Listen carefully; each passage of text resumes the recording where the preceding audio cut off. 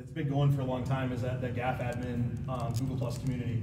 It's always great to see how many more people join that group after events like this, because that continues on the conversation after this event. You know, you never want it to be just a one and done. So it's a great opportunity to continue to connect with other folks and have a place to ask questions, because we don't know everything, or at least I don't, y'all might, but it's great to have people to ask questions of. Lance does. No, Lance doesn't. However, I am a co-author of a highly published book. Was this Daniel Pink's book? Oh my gosh. No, it was David Poe. Oh, David Poe's book. The world according to Twitter. Freaking tweet. Yeah. That would be 4 Thinks tweets. he's famous. I made 4. 4 tweets from 4 different accounts. I think we settled that earlier. We didn't settle, but there was definite conspiracy theorists. So, Tim, what are some of the things that you presented on today? So I actually presented on Google Cloud and how that can actually be used in K-12. No, I think it was more of a discussion around, you know, what the opportunity would be there. Not that anyone's going to take it away and just going to implement it today. It's just about how they can think about redesigning their infrastructure and then leveraging Google Cloud, and hopefully that lays the pathwork or a roadmap as people go forward. Google actually had a Google Cloud conference for the last 2 days in New York. And there's a huge interest from the enterprise space, and we're still early days, obviously in the K-12 space, for them leveraging Google's cloud platform. So it was interesting. And I heckled Lance throughout the day as well. Yeah, so no pressure at all when Tim Lee attends 2 of your sessions, and you're like, really? Really? Oh well, I guess to be the man, you gotta beat the man. I didn't beat him. He beat me down. No, he didn't. Very supportive. Glad to have him here. Glad to have Amplified IT present also. So, some of the things we've been talking about today are stuff that's going on this summer, stuff that is new to Google. Anyone in particular? We by the way are winging it today. No official show notes because Phil wasn't here today. So we're kind of letting it just go. So but anything new? We can't freak out summer? Phil with no show notes if Phil's not here. So we're all good. What was that, Lance? Anything new this summer in Google that got you guys ready for the year or excited? Excited. Say, define excited. I think really the big push that we're seeing for Gmail security from Google. I talked about it in actually 2 of my sessions today, where we had that, from a nerd perspective, it was freaking cool. That phishing attempt that came out that was actually leveraged and exploited the OAuth for Google. So the document came, it was a doc, you clicked on the doc, and then you got your OAuth panel, and then you were able to, you said, sure, right, because nobody actually reads the EULA. They just say, sure, I agree, and then it propagated itself and it deleted itself. I'm glad that was probably the one day that the word Google made me break out in hives because everybody was freaking out about it. But it was really, really neat to see, and then more importantly, Google's learning from that. They're continuing to improve, and give access to things in Gmail beyond just SPF and DKIM and DMARC, but leveraging that machine learning that's going to help take advantage of and maybe even try to improve upon our biggest security issue that we deal with as tech folks, and that's our end users. Because ultimately we can't fix human nature. But if you think about that from perspective, if this actually happened, you know, on another, if you had an internal exchange or internal, you know, I'm not going to go and name names, but internal mail system, you would not have 750 security, you know, engineers from Google side, or particularly the weight behind, you know, them actually looking into this and solving that problem, how quick that they came about it. But then not only fixing it or patching, it's not like somebody said, hey, here's a patch, I'll fix it, but they've gone even further and maybe accelerated some of their concepts that they've had in the past to put it into the roadmap, and being able to do that very quickly, which is pretty awesome. Shows the, I guess, the commitment from Google. Absolutely. Absolutely, yeah.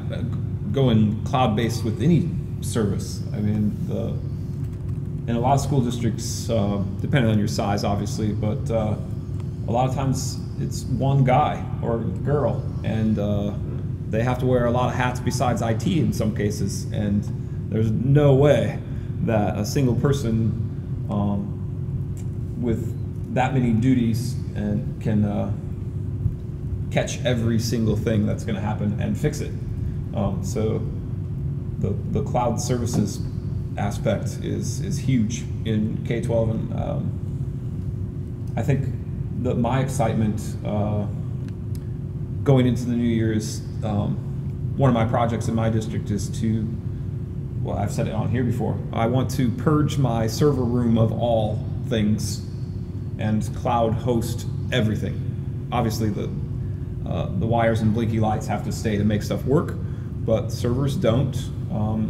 Security servers don't. When it's so cheap now to get extensive bandwidth, it is making more and more sense to just cloud host everything.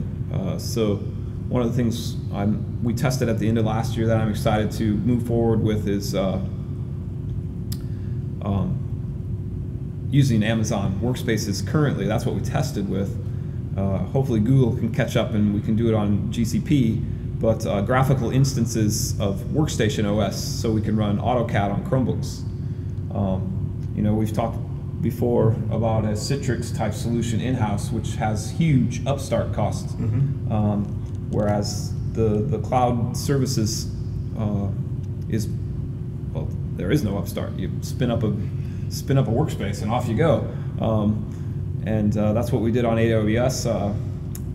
Also looking into Azure to plug the Microsoft version, and Google Cloud Platform right now doesn't have workstation OSs. They did add the ability to add GPUs to your instances, but they're still server OS only right now. So hopefully someone at Google listens to this podcast and gets some Windows 10 instance capabilities in GCP so I can bounce everything to Google. Well, and the management piece, right? I mean, we also tested AWS and did a bunch of work with them, with AppStream and Workspaces both. And, you know, the scalability of Workspaces in an environment of our size, for sure, is just, it's not realistic because every single user account has to be attached to a workspace. And you can script that with a PowerShell script, but it's still not, it's not feasible. And it's convoluted. I mean, it's a convoluted solution. You get in there and you start working with it. So, you know, as those, you know, that need is, you know, obviously only going to increase, right? In K-12 market anyways, all across all markets, to be honest. It'll expand all across all markets. Absolutely. I think we're going back to the terminal services days, dummy terminals. So cheap end user devices that don't really do much except shoot an image to the screen and allow user interface with something hosted in the cloud that has all the power behind it. It's just... There are ways of obviously using GCP with desktops, you know, and I think that just going into that and exploring it a little bit more. I mean, we've spent a lot of time at Amplified IT recently, doing a lot of that with the Google EDU team. But the other thing as well is that there's a huge push within the enterprise space to do this. And there are a lot of other players already in this space, and whether or not it's the whole idea that you have a catalog of different, you know, machines that are available, and a teacher is able to go and say, I need 20 of these, click a button, but this is how long I need them. Right. And being able to shut them down does give a big difference, you know, between Amazon Workspace, you know, when you're paying per minute, you know, billing, and having that elastic in that way that you could actually have something automatically expanding if, you know, you're using a certain amount during that time, your whole infrastructure supports it. But there are a lot of companies doing that within enterprise, and it's really interesting to go into that space and try and take the lessons learned or the challenges, you know, and put them into the K-12 use cases. Yeah. And I think that that's really exciting to see how that kind of moves forward. Like classroom integration would be pretty sweet, and you know, obviously it's quite far off, but those kind of concepts, because that will just change the way, you know, then technically internet access is the most important things, and for districts, which it already is, but that's where your money can go rather than powering a room. Right. And I think the other thing that we brought up earlier in one of the sessions about GCP was it's also real estate, you know, within any school, of being able to get back, you know, if you've got decent sized data center or more along the lines of server rooms and so forth, being able to get that real estate back in some ways, particularly for a larger school or larger school district, might be very interesting too. Well, even the physical, CAD lab, all the old PC labs. I mean, we still have to maintain that physical space to house all those machines just to run Autodesk Suite. So, and that's a big room. It's a oversized classroom. It can probably be split into 2 more classrooms. And I think 2 that normal classrooms, I mean. But the other thing is, it's just like a Chromebook. If you think about when those came in, is the fact that when students were using Chrome, they could get access to their apps and things when they're home. They didn't have to be in your lab, and if you can, create that, then that learning continues, and it's more accessible. But it's ensuring that the fear for many people, and that's what needs to be modeled and put in place, is the billing. If you're that's huge. the billing of what that really means and how you can kind of tie into it. Right. And I think it's the whole ability to do this is exactly talking workspace. Because I'm still running a PC lab in the high school for one particular curriculum tied to a community college course that we teach that has to run Microsoft Office. Right. And the ability to be able to have their kids who already have their Chromebooks in a one-to-one setting just come in, do it on their Chromebook, have access to the same thing instead of having to set their Chromebook aside to work on a desktop computer because they need to run Microsoft Office. And then the size of that room it literally is almost 2 room sizes that we could use that space for something a lot better. And so getting back, that doesn't even count the server room that we run and air condition and electrify. I'm getting close. I've condensed 4 full racks of crap down to about a half a rack. So I'm getting close. You still have your DNS on site. What boxes do you still have, or do you have DNS in the cloud too now? I don't. So the internal DNS, but Right. Mitch got farther, so I'll let him talk to how that works a little bit. So on our network, we've actually expanded our internal network to Amazon, and it would work with GCP too, all the same. Yep. It's just a permanent VPN tunnel that expands it out with a little bit of routing, so it doesn't see it as any different, which is fantastic. So I actually have a backup appliance running in Amazon that replicates our backup box on site. So we have complete disaster recovery. I can fire up our entire network online and virtual machines into Amazon from wherever we may be or need to be. And those are hot backups, Yeah, which is absolutely. if you tried to do that on site, Yep. the costs for doing that would be Yeah. near impossible It- or time, impossible or the to time. swallow, and the time. to get the hardware on site. So Well, and the other thing is that backup would be on site, not in the cloud. You couldn't just go, Yep. well, like that school that got hit by a tornado in Exactly. Iowa. And an army of IT guys went down to help them. They could have spun up their entire network in minutes. yeah, exactly. You wouldn't even known it really. Other things we're doing is we have domain controllers up there as well. So I have DNS server up there. It's replicated. I also have one on site just for the latency, and the latency is actually pretty good because the bandwidth is good. But in case of failover or something like that. But I could theoretically right now I could run any single server that I ever needed in Amazon's cloud, and my end users would know no different, none, because it doesn't know that it's not on site. Yeah. Well, I mean, one thing, obviously, that session today that I did there, if anyone wants to get to the slide deck, it's bit.ly/GCPK12. If anyone wants to get to it, we can put the piece out there. It's got more of like things that people did not know, and remember that BIT or the GCP K12 is going to be capitalized, just in case you get taken over to like a Russian cooking site or something like that. It's nothing to, or somebody's tax return. It looks like that's coming up on your. It is very Cyrillic. That is correct. I'm not sure what we have here, Tim. I've got I'm no going to go clue, ahead and but translate it's capitalized. Russian is pretty GCP rough. We'll put in K12. the show notes that, and again, I want to apologize. I do not have a lower third for Tim. This is Tim Lee, Amplified IT. it. He's got plenty of upper 2/3. Completely. Thank you. Wow. That was easy. Wow. That was easy, Mitch. Oh man. Oh, that's just mean. It's just mean. Rude. Oh, I got plenty too. Being It's okay. sincere. So currently, just because we haven't said, we're at the Dells, we're here at the Wilderness Lodge. same location as where we broadcast from the Midwest Google Summit.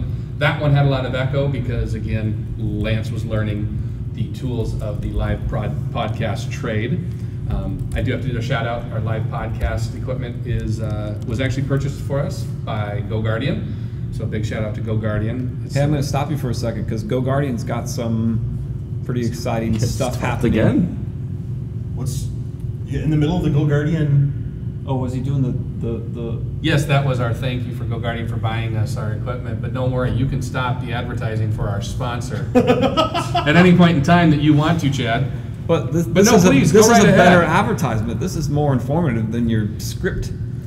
Yes, my script. GoGuardian, your I'm copy, looking for a script. but your that's- ad there. copy. Oh, okay. The GoGuardian's got some super cool stuff happening in their new admin products with machine learning and the way that they're filtering content on the Chromebooks. It's no longer just a URL. It's actually looking at what's displayed on the page and able to filter based on the criteria you set. So super cool in my opinion. Been playing with it for a little while now and can't wait to deploy it for the reels when the kiddos start to come back. Yeah, Do they have crazy. your timed filter yet? Heck yeah, finally. They do. The only They thing do. stopping me from going with GoGuardian was a timed filtering set because we filter differently when the kids are off-site. So after school hours, they can go to game sites basically. Is the biggest thing. Where does it read that time from? Not from You the have to device. set that. just checking. Right, I'm just. But it's not just time. I know, it's I'm location. joking. Some guy at GoGuardian's got to watch. Okay. Go. Yeah, right now. No, it's so there's a couple different tick boxes in there, and the external IP address is also you can. So as long as they're off-site, it's a different filtering set. So not just timed. Yeah, no, I talked about that in one of my sessions today. It's cool. And then, it's... lost my train of thought, sorry. So ADD. not to step on a sponsor with another similarly competing You're gonna, and company, that's what I but- just stopped myself from saying. But no, I'm going to ask about it because why the heck is Securely giving away their filtering product? And has anybody gotten into it to look at it yet, to play around with it? I mean, it's been out in the market for a long period of time, and I think that from a standpoint, Barath has posted in the communities and is a great advocate. I mean, one of the things is Securely when it was started, and hopefully I'm not speaking out of turn, it was to try. They came out with a serious mission of trying to improve digital citizenship and improve child security at home. It wasn't actually a school focus right at the start. But when they're in Imagine K-12, I think it was, there's the drive that they needed to build credentials, and by putting that into schools, that gave them the credentials to go at home. So they actually have an at-home product as well, that they're obviously selling. But from a standpoint, of getting a lot of schools on it, it is, my understanding, just the remote, and the extension based. Right. Yep. There, but I mean, they also did go out and release it outside the U.S. first. Yes. And obviously, that makes it extremely painful. Like for the U.S. folks that wanted to look at it. So I think that was a quick shift. Well, and the more schools it's in, they offer parent access for a fee. Yep. So all the one-to-one schools install Securely for free, and then mention that hey, you as a parent can pay $5, I think, to get parent access to their kiddos' browser history, basically. So I'm going to ask a question. This might take us completely down a rabbit hole, but that's what we do. So let's say you allow parent access, and they can see what the kid is doing, and maybe they found out that at 1:17 yesterday their child was playing Pixelmon on their Chromebook and not paying attention in class. I believe in the admin section in there, and again, it's a while since I've been in it personally, but I believe you can choose, as a school, you can choose whether you want parents to be able to see what's happening at school or just when they're at home, Okay. right? And I think that that's one of the key Because pieces. that's really one of the big things as I thought about it. And initially I'm like, oh, that's really great to give parent access, and then I'm like, well, now wait a minute. If then you're opening yourself up, and I don't know if that's good or bad, to increased oversight from parents looking at what their kids are doing at school. But does any, like, I obviously you guys are within schools, you know, in that space, and I sit and talk to them every day, all day. I've still got to find a... I did it, I got your lower third. Every once in a while I just get really excited. The schools that have actually gone and engaged parents enough, you know, so they are actually in part of that digital citizenship piece. I don't know if you've got examples of within your own schools of parents being engaged, and whether this is a nice, easy method of doing that. Does that make sense? Like, is there other solutions or other ways that you guys have got parents involved? And I know that's flipping your question up, which was, is it going to cause too much? But the only thing is, what are people doing, or what other tools have you tried to use to get parents involved? Does that make sense? Like I don't know if there's been a tool per se, but we have our technology committee at the district. Parents and students are on there. We talk about what is blocked and what's not blocked, and why we block and why we don't block, and have conversation about it. I don't think we haven't gotten a tool that helps us look at it. It's just more of kind of an annual conversation as we talk through what we should block as a district. So we have philosophy there. But one of the things we always get back to is, even in our tech committee, a parent that volunteers for the tech committee, they have a certain view of technology for the most part and its role in education. If we polled this room here, and this is a relatively like-minded group of folks, we probably wouldn't come up with a similarly set list of what should and shouldn't be used in the class and in the school. And when he says poll this room here, I just did the audience camera. All it's very pixelated. 10 people. But there's, you see. They've all ducked beneath the table. Yeah. I saw them. This room is really As soon as cool. Lance They're said all that, hiding. they all They're went on to camera. hide. Yeah, it's tough to compete with a water park. But how are you guys engaging your community in those conversations? Are you? Not that I'm putting you on the spot or trying to. Right. So that's one of our main efforts at Spirit Lake, is to increase digital citizenship as a whole. We went through the Bright Bytes survey clarity data, and we are lacking. I'll admit it. And we're fortunate enough in Iowa to have the teacher leader program, and we designated one of those spots as a technology integrationist. The poor guy happens to, sort of be under my purview, and his number one mission out the door when he started last year was to increase our digital citizenship stuff. And we've started internally with students and staff, and absolutely need to expand that to all stakeholders. But I guess my point is does this make it easier to engage parents? Right. Or because the thing is, parents don't have to do it. It's not like forcing them and saying that they have to do it. But does it make it easier to engage those parents in a way? But then, are you going to get the kickback from parents saying, "I don't want to pay for it"? I'm not 100% sure of the I think that would be a big debate. I like Carl said, we're like-minded folks in this room, but not one of us has the same filter set, probably. Right. Even us four at the table are even more like-minded than everyone in the room. I don't care. No, But you don't run a filter. You don't run a filter is what I'm saying. I'm sorry. I didn't mean to exclude you. You're in my filter set. I have to filter Pete's like a Chrome browser, and I should see what happens in her office. No incognito for Pete. Right, so we're even more similarly like-minded than the room as a whole or the conference as a whole, and we disagree, is my point. So expanding that audience, there's just going to be more disagreement, so it would, I think, be a pretty good debate. But I can see so many different sides of it. Has anyone actually looked into the tool? Because I think that obviously parents can then choose what filtering that they have at home. Right, Right. From that standpoint, so Right. then they can take their own stance. Right. And I think that's the approach that they're trying to take it. So then parents actually have something, because a lot of the times I hear is or at least some of the conversations are around that parents don't know what to do. Yep. And they Right. come to school asking or seeking that advice. Right. And that's usually something that it's very, very hard to have that conversation. Right. In a parent meeting or a parent session because people disagree. Whereas if you're giving them something that they could then choose, but then they could choose depending on what they see. Maybe I'm just throwing it out there. Is that a good thing, or?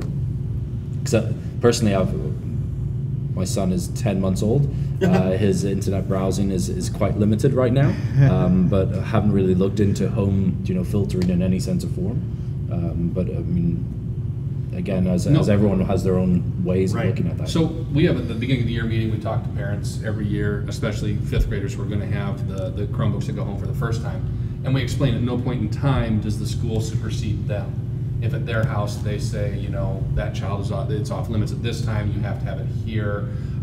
If you have your own home filtering set. But again, not all of them have the knowledge or the ability to buy a device that allows them to filter at home at specific times, where giving them the option or showing them, here's a tool the school already has, you can go in and you can build a filter set for your student, I have no problem with. I think parents have a better understanding of what their students do or don't need than trying to set a one-size-fits-all for our students. I do think sometimes they would use it as a punishment, though, and that's my fear, is if we're giving this to our students and we say this tool is essential to their education, we believe that it's something they need, and then all of a sudden their parents say, no, they're misbehaving, I'm taking it away. If a student was misbehaving by passing notes, we don't take away their ability to have a pen and paper. We try to somehow change that behavior, and that's my concern, is that they'll start using this as punishment rather than as actually some sort of steerage for their student. Yeah, great. Right, and I mean that's you open it up, and that's, I mean, you're going to have the full gamut from the parents that are like that, and then the parents that don't purchase the ability to do anything, and then still get angry with you at school because you're not doing enough. Yeah, I think you're going to have so many different angles that would be viewed for sure.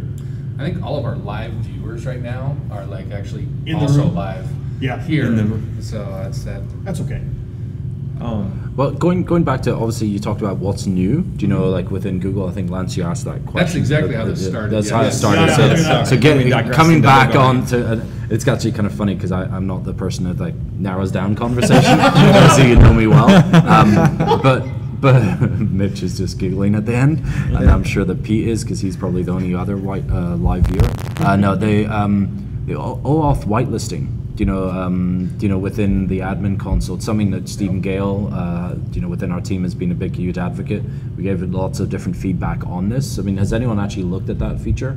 I haven't had a chance to look at it yet, or I should say I haven't taken the chance to look at it yet, but I did like it and the ability to say, here are the apps and the things that we're going to give access to. It would have totally eliminated the mail spam that happened last spring.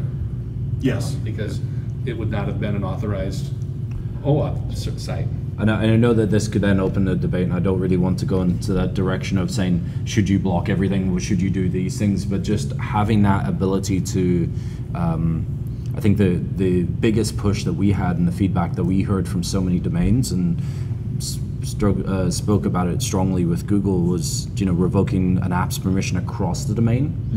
Being able to do that fast, and that I guess instead of, and I know that we can use GAM, but even when GAM was running, even in advanced GAM running on a large school district where you've got 80,000 students, it does come to a grinding halt. Because what you actually had to do was you had to go and list out every single student and list out what their OAuth was, and then go back and change it afterwards. Whereas this hopefully then makes it a lot quicker if something else like this comes up in the future for some reason. But I see it being very powerful, especially on the student side. Still giving your teachers the freedom to authorize things to do more in their classroom. And I'm not saying block. I'm not the block everything, only allow what we have in.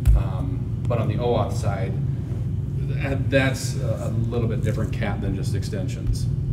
So I'm torn on it, but I do want to look into it a little further. But I agree. I think there's some positives from it, but you may open Pandora's box. Mitch, what'd you talk about today in your sessions? Oh, we didn't have sessions. We went to the pool. Oh, okay. Yeah, so we were at Was the it pool. swim up PD? It was great. Margarita bar. Sweet. It was fantastic. I missed out on that. I should have. No, we did I was stuck in Sandstone 3 around the corner. Didn't know anything going on. We did Google Chromebook management workshop this morning. Had a good group. It was good. Also had sessions on Google 101, which was good. There was quite a bunch of new admins here. Device management, you mean? No, just admin 101. Oh, so, admin, the whole thing. Yeah, the whole thing. And I was really surprised at the number of new admins that were here. Many of them had basically taken over for others. Right. And cleaning up messes and things like that. So it was good to kind of go through best practices and just kind of take a look at some of the settings that are often missed and things like that, and some of the ways that they can manage a little easier, make their lives a little better, some of the tools that'll help. So also did a session on Chromebook enrollment using Rubber Ducky and Centipede from Amplified IT. So have any of you tried Rubber Ducky with the latest OS? I haven't built it. I need to build You're it. making me concerned. I have a whole lot of new devices coming. No, I need to build it. So, but the new devices don't have it on it. Yeah. So it doesn't matter. First. You can roll it first if you want, but then we need to build it. Do the Centipede has they've built a new version. Yeah, I mean, we got James Peterson, who looks after the Centipede. I mean, he's the guy who created and had that piece. And one of the main pushes for that Centipede was to try and get, instead of buying rubber duckies, which was hard to get to, it was just the Arduinos could then be reused in schools. And James is a huge shout out to him, big advocate for makerspace and so forth. But that now has the updated, instructions for depending on which OS. But again, that's 100% free for people to use. Obviously, you need to buy the devices from Amazon or whatever other provider. Yeah, it works fantastic. I did a live demo with a brand new Chromebook today, and used Centipede to demo it. Went fantastic. And the Rubber Ducky, for the people that have it, I need to sit down and build the new code. There's some changes in the enrollment. Yeah, the enrollment process changes after 57. So, but all the devices shipping now are still 56. on the So I just in one of my sessions, one of the attendees brought it up as a possible issue. Like he had been trying to, maybe he was re-enrolling. I'm not sure, but could be because once it's updated, it's stuck. So. Just some changes for those of you out there that use Rubber Ducky. For sure, be aware that if your Rubber Ducky starts breaking, you're going to need to update your. I just recommend, just planning that ahead of your shipment of Chromebooks is probably something you want to do. Right. But I assume you wouldn't be like Lance, so I mean it's fine. I guess we know what Lance is doing Thursday and Friday. Yep. Creating his Rubber Ducky. Right. To accommodate version. Well, as of right now, all the ones shipping still are good man. with the previous. Right now, version. my worry is that I'm waiting until the last possible moment so I can order the new Chromebooks with world-facing camera, which I'm super psyched about. That might have a new version. Just use Centipede. Well, I already have all these beautiful Rubber Duckies. Is the problem? Well, then build a script, and then I don't have to. Just thanks. Just out there's probably about I know no one's probably listening to me, but no, I'm just joking. No, on the podcast side, in the GAF admins forums, I mean, or the GSFE or whatever you called it earlier on, forums, getting somebody to post their code, right? Right. Obviously, if you do that in any sense of form, no passwords, no Wi-Fi, no nothing, right? Just a very, very clear point. But a cleaned out piece of code just for people to share. Yep. Because even with a Rubber Ducky or even Centipede, you can go and customize that further and get it to take actions and so forth. But there's probably a number of different use cases. So if somebody were to say want to test out the changes that are required, they take a Chromebook, upgrade it all the way to 59, unenroll it, wipe it, and then set your Rubber Ducky script and start testing. Or that use enrollment process. use a recovery USB. Right. Yeah. And rather than using the Rubber Ducky script and test it, just walk through the steps, because you can quite easily tell the difference by looking at your code and obviously the steps that you just write down. So Yeah, the script is step by step. You might This is wanna- what it's going to do. This is for Tim. He may want to look at whoever's in charge of your Twitter account, because it says our very own Tim Lee has a staring role in this month's GSFE Admins podcast. Staring. I know I look. He's looking. Who are you looking at? Pete, I'm looking directly at Staring into your soul. Just swim in those See the eyes. burning? They're very pretty. I'm going to throw out updates. I mean, does anyone actually push out native printers to Chrome OS? Obviously, that came just right after your last podcast. Yep, The I wonderful saw that. thing about the Chromebooks is that they can't print. Yes, Tim. That's what I tell my people. You can't print from a Chromebook.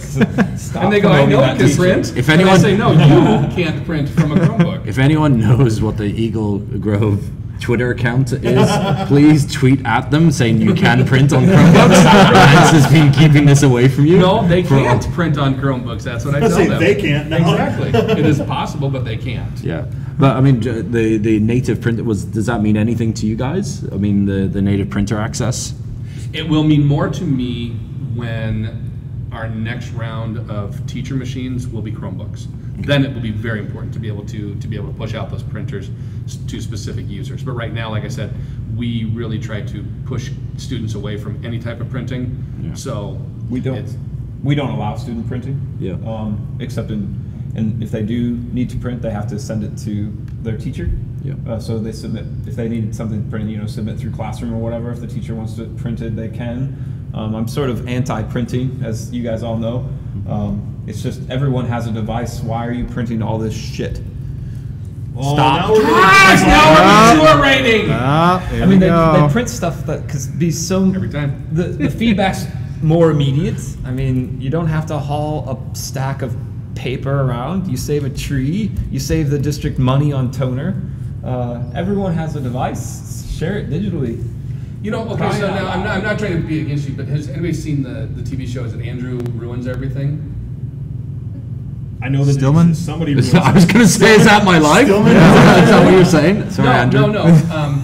So he actually kind of negates your whole idea of not printing, saving a tree. So paper is made from, as we know, wood, but it's also done by people that when they harvest the trees, they're also planting the trees, and therefore they're replacing what they're taking. When you're not printing or not doing that, or you're taking away that business, are you then doing something that you are offsetting it because of the electricity it takes to run, therefore causing more carbon dioxide, therefore harming the trees more? I'm not saying you're arguing, I'm saying it's a very neat premise that he comes up with on his show, and I don't remember if it's Andrew who ruins everything or whatever it is, but I'm a huge proponent of not printing just because of ease of use. And agree that I don't think everybody should print and just use paper, but it is a renewable resource. Right. So where we used it most recently, actually about 3 weeks ago, is we moved our entire maintenance department over to Lenovo N23 Yogas. And so they have to print out some things, work tickets, invoices, sometimes stuff like that. So I was in the process of setting up a Lantronix box to do cloud printing for those items. Got it all ready to go, and then the next week, native printers dropped, and so we threw a HP 4240 over in the corner. The drivers are right there. We went around to those 8 different machines, sent out those native printers, and it worked real slick for us. But for the most part, I'm in the boat with these guys. We don't do a lot of it, but in that case, it made it great. It's better than what was there, and I guess Yes. it's a feature add-on. Yes. But Oh, yeah. I mean, it gets you back into, which is kind of scary that I don't even. It brings back bad memories of first kind of roles and jobs of like having to worry about generic PCL drivers or what driver fits with what and so forth, and ensuring that the different functionalities, because I don't know this yet, but like obviously the functionalities of printers, you can choose which trays, or this has got duplexer. Yep. I don't even know if it goes that far to be able to support those. That's all. I haven't even tried it out. It got really close on our old Ricoh copiers. We could get to some of the features in that first setup, but we just changed them, and now the drivers don't exist for our new Ricoh copiers in there for us to have access to it. Loyal, who's in the audience, actually posted on the community that he does allow printing through the Lantronix device. He doesn't like it, but teachers, of course, complained, and admin supported the teachers, which I think they should do, support their teachers. But We've just added the ability too. We're using Canon Uniflow, which is a product kind of like PaperCut. We just implemented it and have the ability now to print from Chromebooks, which pains me to say. But I'm also saving a ton of money because we had a lot of one-off PC lab machines here and there that were just assigned to printing. So we're pulling all those machines out now. I mean, massive amounts of machines that we've dropped this summer just because of that. We're also only allowing the big multifunction devices to be accessed as part of that service. So a lot of those one-off printers that have been sitting around now will have really no use. So we're not pulling them back yet, but as they realize into next year that they're not being used and they just become transparent, we pull them back. So, My you choose your battles, right? When you talk about those printers you have, is how many of you have the old HP 4100, 4200 The things series that printers? never They die. will not die. They will not die, and it's like it's still functioning. All I gotta do is put toner in it, and every once in a while a repair kit. It's like those things don't die. And when they do, I celebrate. I dance, because our rule is once a printer dies, we aren't replacing it because of the multifunction. I But can they solve that don't for you. Die. Office space. Office space, that sucker. Yeah. Could be fun. Yeah. So I want to. You said a word that I want to pick up on. You said push out native printers. Does that exist in the dashboard? Yeah, so it's now 59 plus. So okay. once you're on 59, and so it can be like network based. Okay. Again, I'm going to throw out all these bit.ly links, but bit.ly/native printing, all lowercase this time, just to make it hard for you.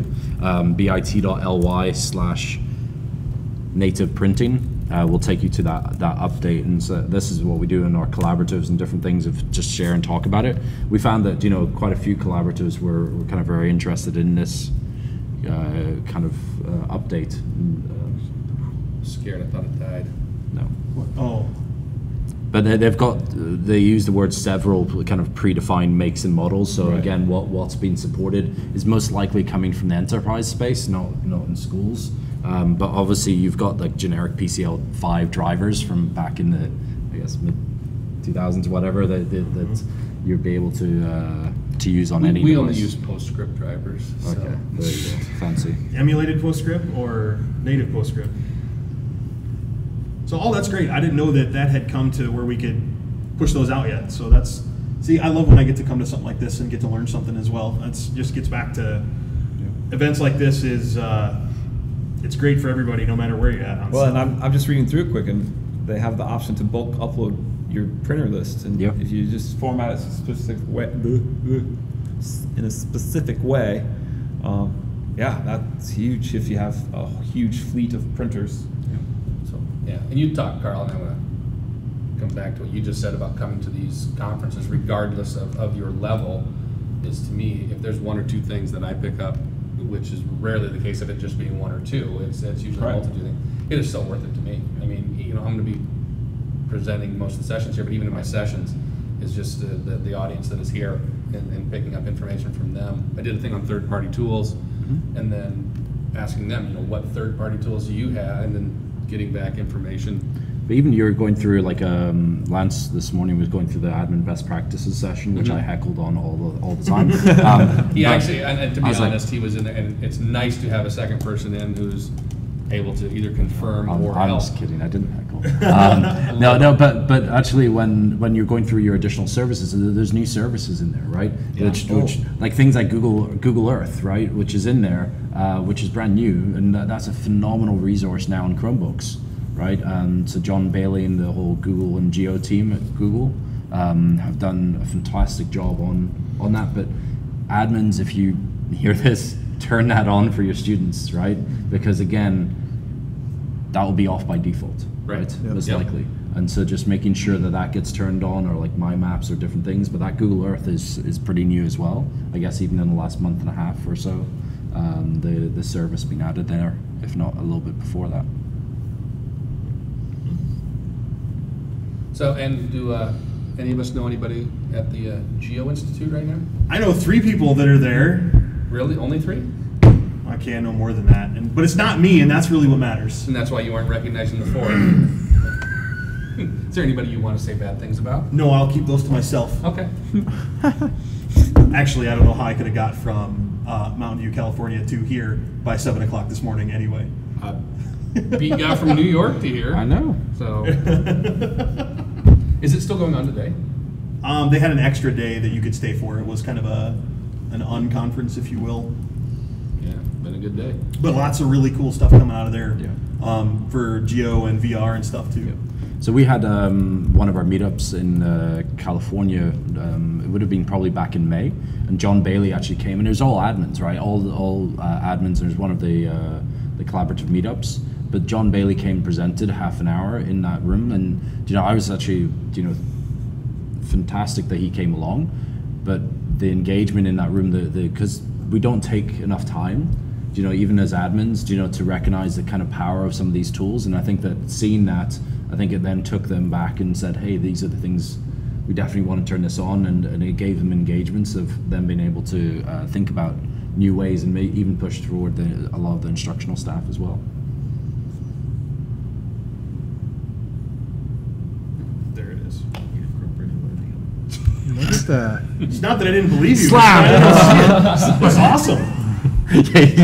Not that I'm gonna. Seriously, Mitch? Not that I'm gonna turn it on. It happened. It just took me about 5 seconds there Yeah. to Go add back that and to your look. domain. Yeah. What happened? You have to go edit that that didn't out. exist beforehand. I was just like sitting here going, Making it call. Andrew, quickly, Fix Andrew, it. Keegan, Fix it. add it. Fix it. I like it. I'm just joking. I like it. I like it. No, that's awesome. Speaking of some new services, did you guys see that Project Phi has been dropped into our EDU domains?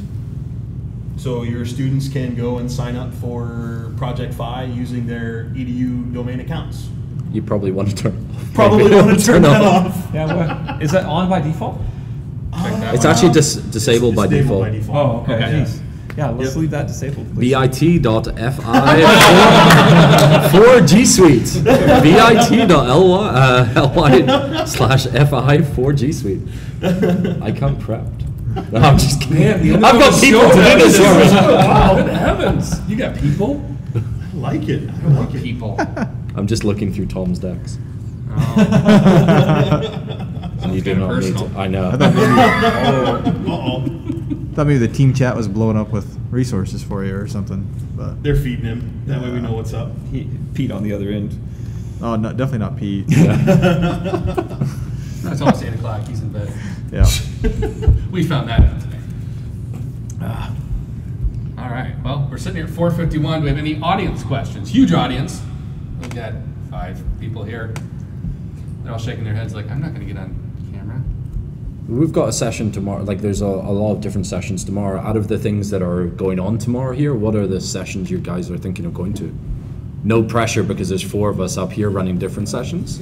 I love how they've got no clue. They're like, there's sessions tomorrow? Oh, I'm just going to walk in. I'm sleeping in. water park? Water Oh. park? Water park? Yeah. What am I doing tomorrow? I got a GAM session tomorrow. Is that what you're coming to? Yes. It's Yeah. in the morning. Okay. I'm doing a labs. GAM in the I morning. love the smell of GAM in the morning. Yep. And the Android on Chromebooks with chat. Ah. Very excited. I'm doing a about labs that. workshop as well, just going through the different labs tools from Andrew and just I'll have to clean up your domain in the morning just to see what I'm missing. That's yours. That's going to be a good one. so we're just trying to get people into looking at what the labs tools mean, and then cleaning up the domain, which is the first time we've actually had a hands-on workshop, for people to take these on and get an extended trial of all the different tools. So if everyone goes to Tim's workshop, the rest of us don't have to get out of bed until after lunch. But that was like You Lance's won't know admin. that. You won't know that. That was like Lance's admin best practices. That was a full packed house today. I had to bring in extra chairs. It looks like I'm going to Tim's round table in the middle. Oh. Popular guy over there. Why do we even show up? Android with I was Chromebook. gonna say, and Tim's, and just for you here, because all, and of course, everybody who isn't here at the podcast is listening. The Andrew's afternoon session, the data. Tim, yeah. You- Tim. Tim's. Now I call him Andrew. You've called him Andrew and Pete today. Tim, Lance. Tim's session. You made his lower this third. afternoon session. Afternoon, the data. So I was going to do a data studio session, but because of the sheer number of people that were in Lance's, best practices session, we just thought we'd change it to be like a question answer, on the admin console, because there's just a sheer amount of people there that might be something new, or also just being able to get those bugging questions, and it's not, they don't have to come prepped with those, and I think that the key thing is it's the collective of learning from each other by asking the questions, and you don't know what you don't know, and hopefully that should be an interesting debate. So you guys were talking to, just go back to another point here, you guys were talking about the changes. Was it 59 you were talking about, or what version were you talking about the rubber ducky having to change for? 50, it's anything newer than 57. After 57. Okay, so the already out there's a 61 on Chrome. Chrome OS is going to completely refresh sign-in page. So there's a new like sign-in and lock page for Chrome. So again, just to kind of put this in people's mindset, you're going to change it for your rubber ducky for version. But keep ready for that because that's going to like support multiple user switches. Yep, login methods. Which should be very interesting, and it kind of looks more like Mac OS. So it looks more like OS X, and that kind of piece. And Does anything Tim else. Cook know? No. Oh, it's going to be a surprise to him too. He needs a Chromebook on the dev channel. So I think that because and I could be wrong, but I mean on the documentation that's out there that they might support fingerprint unlocks, on some hardware. Obviously, there's not the Short codes. hardware. Sorry. Short codes. Yeah. And maybe facial recognition or something. I'm maybe? not sure. I The can't easy remember all that unlock stuff, or but- pin unlock, and those kind of things are there. So I'm gonna be a super wet blanket for a second on the finger scanning and face recognition for login. At least in the state of Iowa, it is against the law for us to allow kids to use any sort of biometric login. So it sounds really cool and it's great, but with all of these things, it's like we were talking about something as simple as turning on Drive Sync and installing the Drive app. Some of these things have far-reaching implications that you wouldn't think about before you turn them on. Check with some folks, and that's one of them. That's like, oh, that's great, it's awesome. Oh crap, I don't want to go to jail. I don't want to go to jail for something like that. Not that you would, but you also make a really amazing point too. How important it is for us to have a couple of devices in the dev channel and in the beta channel, so that you can see what's coming. So you're not shocked by some of the stuff, right? To jump to 59 was a big jump. Like in the settings, it's all different. It looks different. People don't know where buttons are and stuff like that. So even if it's as simple as just taking an extra Chromebook from your fleet, carrying it around, using it in the dev channel for a while, that goes a long way to stay on top of and being prepared for the changes that we know Google is going to make. They're constantly improving and changing things and moving things. And if we don't try to stay and have a few devices there, you're constantly reacting, and that's not a fun place to work from. Yeah. One thing with that, if you're gonna follow Carl's advice and carry around a Chromebook on the dev channel, which gets the latest stuff, it is dev, and it sometimes breaks things. So don't make it your only device. Have a backup plan in case it does break something. That's on the release version for sure. I made the mistake of I run a Chromebox as my desktop, for lack of a better term there. And I had that on dev channel for a while, and there was a whole day, not whole day, a good portion of the day one day I couldn't work because the dev release broke my Chromebox, and I had to get it put back to the previous version, which wasn't exactly straightforward that day for whatever reason. It's a little more complicated than you would think. It is a little bit more complicated than you would think of just bouncing back a version. So, you have to wipe it and so. I should just have a go back button. Yeah. Undo, can I hit Control Z and undo an OS? OS Yeah, update. Stillman, get on that. Undo OS I need an update. undo button for my OS. You can have James help. Well, we are sitting at 4:57, 4:58. We got about 2 minutes left, and I do have to say thank you first off to Telestream for giving us the Wirecast studio. For those of you that are watching on YouTube, we use Wirecast on our live podcast to change camera views. You saw how quickly I was able to get that lower third developed for Tim. Nice way to do any type of live podcast, adding in all kinds of features. Even an idiot like me can use it, so thank you very much to Wirecast for that. Again, thank you, GoGuardian, for the mobile podcasting kit. We very much appreciate it. I wish our webcam of our audience was working very well. I'm sure it actually has something to do with me not setting or tweaking something. Because again, when something goes wrong, it's Lance's fault. Oh, And Was that why so- there's not the people showing up? That was Yes. Lance's Oh, fault. is that- okay. That was Lance's fault, Okay. yes, because I didn't get on the schedule and I had to mention it this morning, and I put it at a time when we're competing against water parks. And it's gorgeous out, so. Which I think is where I'm headed. Yes. Thank Lance's you. fault. All right, so that puts us right at about our closing time. So without further ado, we want to say thank you to everybody that did show up, everybody that's out there listening, and everybody that will be listening. I think we're done at that point in time. Thank you very Awesome. much. Thanks, guys. Thank you. Thanks.